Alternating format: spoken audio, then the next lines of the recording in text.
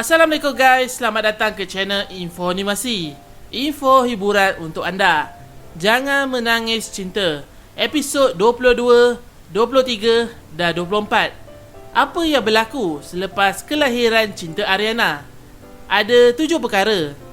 Zuriat Rihanna dan Zafran bakal dilahirkan dan doktor telah pun mengesahkan bakal mendapat anak perempuan. Semenjak Rihanna membuat pemeriksaan doktor, hatinya jadi risau setelah mendengar penjelasan dari doktor mengenai perkembangan anak di dalam kandungannya. Doktor beritahu, semasa dia buat pemeriksaan, anggota badan baby tidak berapa jelas. Pada mulanya Rihanna tidak faham, tapi selepas mendengar penjelasan doktor dengan lebih lanjut, baru dia tahu apa yang sedang berlaku pada anaknya. Hati Rihanna resah dan dia berfikir kemungkinan anaknya cacat. Zafran gembira yang dia bakal mendapat zuriat sulung, anak perempuan. Itu memang impiannya. Tapi hati dan impian Zafran hancur bila mendapat tahu anaknya cacat, kaki kudung sebelah. Saat Rihanna melahirkan anak, Zafran tiada di sisinya. Oleh itu, lahirlah zuriat yang diberi nama cinta Ariana.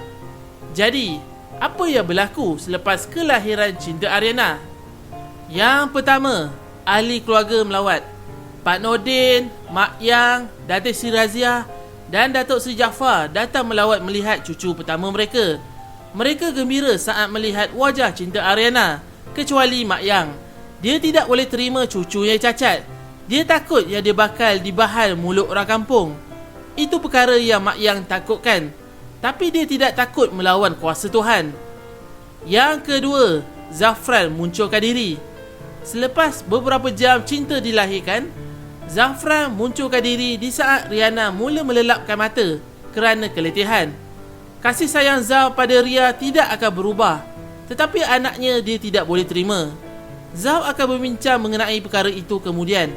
Dia cuba pujuk isterinya kerana di saat Ria perlukan suaminya, dia tiada di sisi Ria. Yang ketiga, pilihan tak masuk akal. Babak ketika Zafran tiada di sisi Ria saat melahirkan anaknya, dia berjumpa dengan Hafiz. Dia beritahu pada Hafiz yang dia akan menyuruh Ria letakkan anaknya di tempat lain. Zaf tidak mahu anaknya duduk bersama.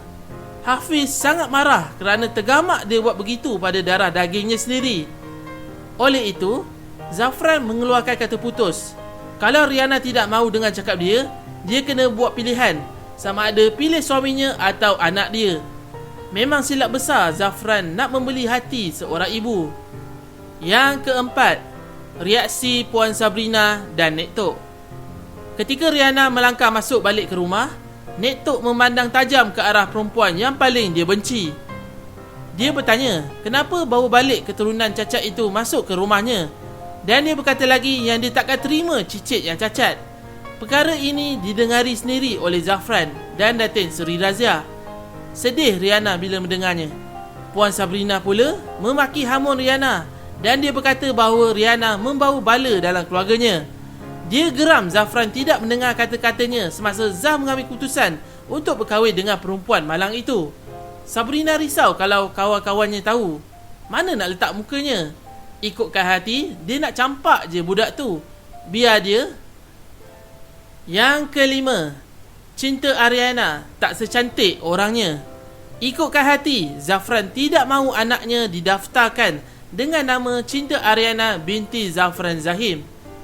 Memang tidak kena. Nama tak secantik orangnya.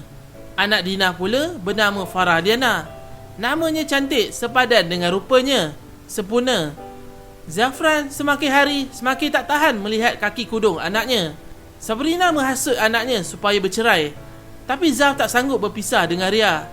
Kalau boleh, Zaf akan menyuruh Ria ikat rahimnya dan tak payah mengandung lagi.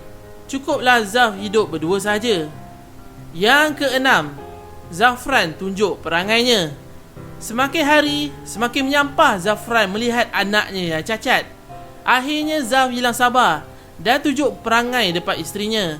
Sebenarnya, Rihanna tahu suaminya tidak boleh terima cinta. Jadi, Zaf tidak perlu menjelaskan lagi perasaan bencinya. Ria bertanya kenapa, dan suaminya menjawab sebab dia cacat. Zaf berbincang dengan Ria untuk meletakkan anaknya di tempat lain. Rihanna sangat marah dengan tindakan gila suaminya Dia ada tetap dengan keputusannya, ia ada takkan berpisah dengan cinta. Namun, Zah masih bertolak ansur dan menyuruh Ria letakkan anaknya dalam bilik tetamu. Satri yang akan menjaga cinta. Yang ketujuh, Riana ingkar arahan Zafran. Di saat hati Riana tidak sanggup berpisah dengan anaknya, dia turun ke bilik tetamu untuk melihat cinta. Terdengar suara anaknya menangis, lalu Ria terus memeluknya. Satri kelihatan sedih dengan nasib yang menimpa Puan Riana. Selepas itu, Ria beranikan diri bawa anaknya ke bilik semula. Nek Tok perasan dan menegur Ria. Dia mengatakan Ria berani melawan cakap Zafran, merasakan diri dah hebat. Ria tidak peduli apa yang Nek Tok katakan. Dia terus masuk ke bilik. Nek Tok menjerit. Satu rumah mendengar suaranya. Zafran terkejut dengan tindakan Ria dan terus memarahi isterinya. Ria serahkan apa-apa keputusan yang diberikan Zaf. Dia dah bersedia kalau berpisah dengan Zafran.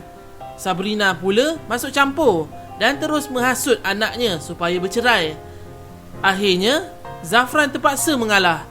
Tiba-tiba dapat berita mengejutkan. Haris ditimpa kemalangan di London.